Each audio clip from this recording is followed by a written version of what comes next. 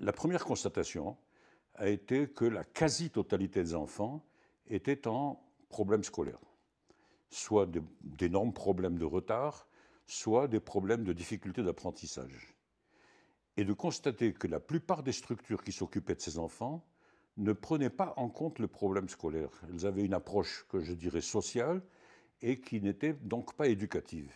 En fait, ne les préparaient pas à un avenir compétitif d'examen, de cursus secondaire, et a fortiori, personne ne pense même plus à un cursus universitaire.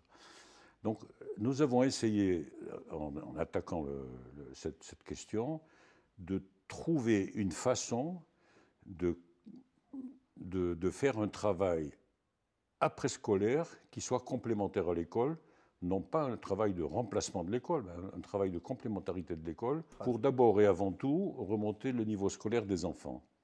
Car en effet, l'échec scolaire est une des composantes des problèmes psychologiques de l'enfant. Tout enfant qui est en échec est un enfant qui perd le goût de l'étude, la volonté, et qui se résigne. La caractéristique fondamentale des enfants avec lesquels nous avons affaire, quand on les reçoit au début, c'est cette espèce de sentiment que ce sont des enfants résignés à une vie sans espoir. Et donc notre rôle va être essayer de leur redonner l'espoir, leur redonner la confiance en eux-mêmes, et le chemin du goût de l'apprentissage. D'où, entre autres, les noms de Maison de l'Espérance.